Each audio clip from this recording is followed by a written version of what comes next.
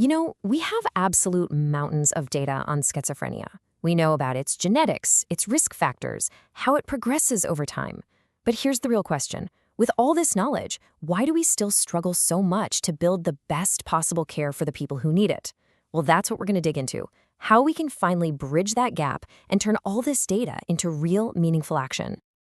And this right here is the heart of the whole issue. It's like we've built this incredible library of information, but we've forgotten to build a door so people can actually use the books. There's this massive disconnect between what we know and what we do. So why aren't all these amazing research findings being used to plan and build the mental health services that people desperately need? Let's unpack that.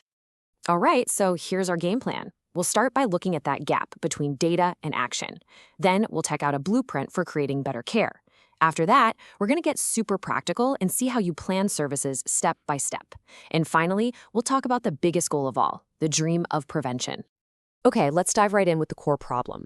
There's this fundamental mismatch between what most of the research is trying to do and what's actually needed on the ground to plan services. This really just says it all, doesn't it? Researchers, and they are brilliant at this, tend to focus on two things. First, figuring out the why, the causes of the illness. And second, mapping out what happens next, the typical course of the disease. But that crucial next step, the so what do we do about it question in terms of building actual services, that often gets left in the dust. The practical application becomes an afterthought, and that is a huge, huge missed opportunity. So how do we start to fix this? How do we bridge that gap? Well, we need a framework. We need some kind of blueprint to help us organize all of this complicated data into a plan that actually makes sense.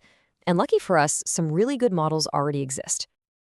Take a look at this. It's called the matrix model. And I know it might look a little intimidating, but it's actually a pretty simple and powerful way to organize your thinking.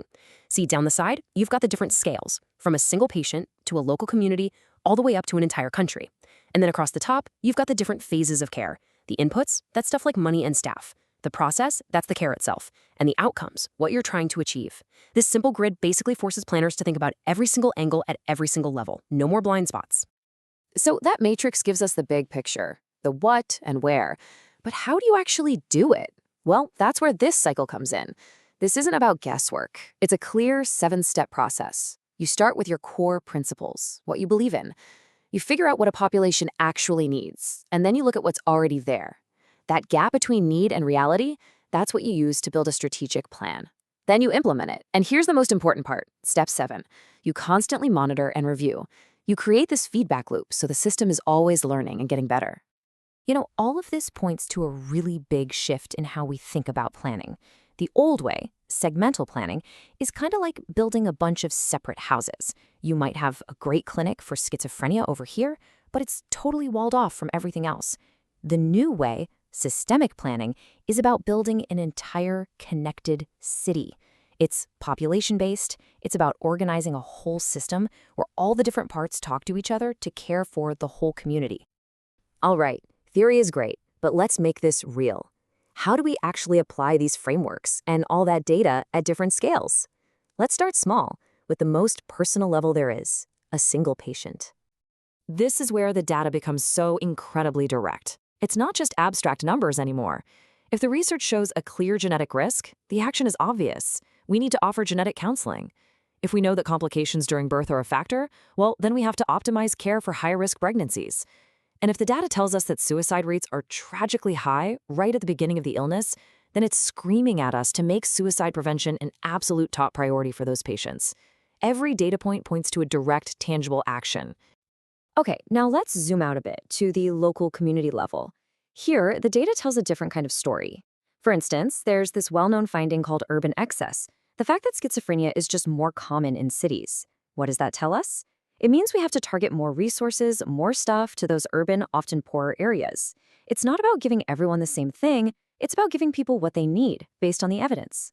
The data also guides us to create special services for high-risk groups and to design systems that are good at spotting symptoms in teenagers and young adults right when the illness often begins. And just to put a number on that urban effect, check this out. A study in Denmark found that simply living in a city could account for 5.5% of all schizophrenia cases. Now, 5.5% might not sound like a world-changing number at first, but think about what that means. A significant slice of this devastating illness is linked not just to our biology, but to the very environment we build for ourselves. That's a powerful, powerful reason to plan our local services with incredible care. And finally, let's zoom all the way out to the national level. This is where epidemiology should be shaping big picture public policy. I mean, if we know that cities have a higher burden of severe mental illness, then our national funding formulas have to reflect that. It's just common sense. In the same way, we know that schizophrenia often involves periods of relapse and remission, so our social security and disability systems need to be flexible enough to support people moving in and out of the workforce, not punish them for the natural course of their illness. So far, we've talked a lot about planning better services for people who are already sick. But what if we could use all this data to stop the illness from ever happening in the first place? This is the ultimate goal, the dream of epidemiology, prevention. Now, let's be really clear about what we mean by that. We're talking about primary prevention. This isn't about catching symptoms early. This is about reducing the number of new cases, the incidence of the disease altogether. It's about getting out ahead of the problem before it even has a chance to start. And there are basically 3 ways to tackle this. First, you have universal prevention. This is for everybody. Think about public health campaigns for better nutrition or exercise. Then, you've got selective prevention. This targets groups we know are at a higher risk, like maybe children with a strong family history of the illness. And finally, there's indicated prevention, which zooms in on individuals who are already showing some very early, subtle signs of a disorder. You really need all 3 for a complete public health strategy. Of course, none of this is easy, especially with an illness like schizophrenia.